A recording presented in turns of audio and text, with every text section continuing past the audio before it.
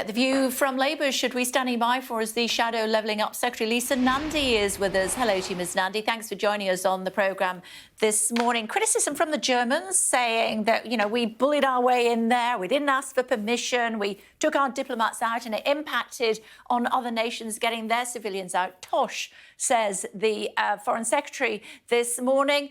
Germans are standing by that accusation.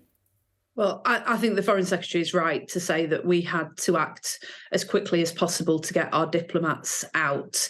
And I hope that the Germans will understand that every country has to do everything that it can, move heaven and earth to get not just its officials, but its citizens to safety.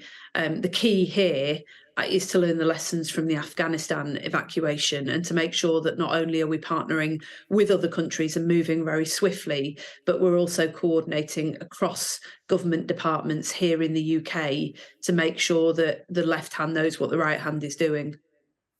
Would Labour create legal routes for fleeing Sudanese refugees to get into the UK? Look, I think there's a sensible conversation to be had about making sure that people who are fleeing persecution have a way to reach safety, but that has to be done in conjunction with the international community.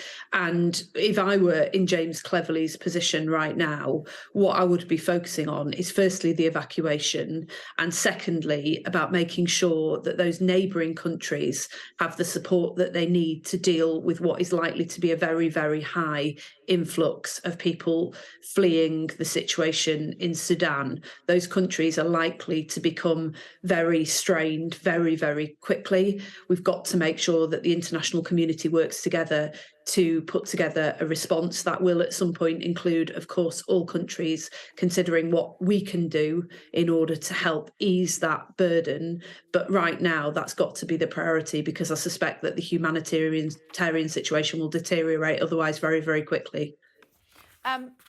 The Home Secretary eventually got there, Suella Braverman, on the sofa yesterday morning talking about new police numbers, and she was telling me that they are going to get the numbers up to an extra 20,000. You'll say that it was a cut of 21,000, I know, but the fact remains that there are more police officers on the street now than there were in 2010, we're told.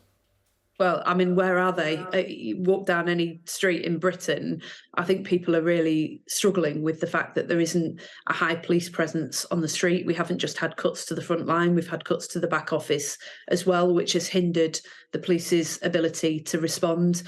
You know Wigan very well, Kay. I was in the town centre just a few days ago talking to business owners who say that when they have frequent shoplifting in their shops, they're often people coming in to shoplift in order to make money to fund a drug habit, which creates a vicious cycle of crime. They call out the police, and the police can't immediately respond because they're under so much pressure, which means that those criminals get off scot-free. It's causing absolute havoc and misery in communities across the country. We've got a properly funded plan in order to get more police onto the streets. We've been urging the Home Secretary to adopt it for over a year now. I don't know what's taking us so long. I don't know what the problem is, but it's about time that this government did something, and if they won't, Labour will.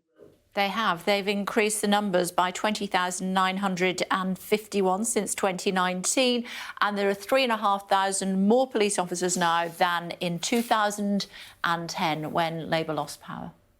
Well, it's very difficult to see where those police officers are, but we have been pushing. We've voted against every cut to police numbers since 2010 because we know how much this impacts on communities, and we've been pushing a plan to bring together the procurement of separate police agencies in order to ensure that we can get more frontline police on the streets and put that money where you get most bang for your buck. That's because crime has got to be a priority for any government worth its salt. It's why it formed one of Labour's central missions for government. It's one of the key things that we plan to deliver on. The truth is that for most people in communities across Britain, the story of the last decade has been one of decay and decline, where they've seen not just criminals being allowed to walk around and get off scot-free, but even those criminals who are caught, there are lengthy delays in the court process, and justice delayed is justice denied for too many people. We've promised that we will sort out that backlog in the courts, that we'll get more police on the streets, and finally this country will have a government that takes that seriously. George Osborne, when he was in charge, or certainly the Chancellor, he had a Help to Buy scheme. I'm sure you'll remember that. Criticised by experts for inflating the market instead of helping it. You're coming up with a similar plan? We believe it's unconscionable that on current trajectory, 1 in 3 children born today won't be able to own, only 1 in 3 children born today will be able to own their own home by the age of 50. We think that trend needs to reverse. People deserve the security of their own home. And our solution to that is twofold. It's to introduce a mortgage insurance scheme along the lines of Canada and Australia, other countries that have similarly helped people who pay very high rent payments for long periods of time, but can't make the leap into home ownership because they haven't got big deposits and they can't pass those checks, to walk alongside them to help them to do that. But at the same time, to build more houses. That was the problem that George Osborne had, because this government has been in hock to its own backbenchers who don't want to see houses built in this country for too long. They managed to create more demand for housing, but they didn't increase the supply, and that had the effect of inflating house prices. We believe that you've got to do both together. We've got a plan to do both together, and if this government won't act to reverse the decline in home ownership, then we will.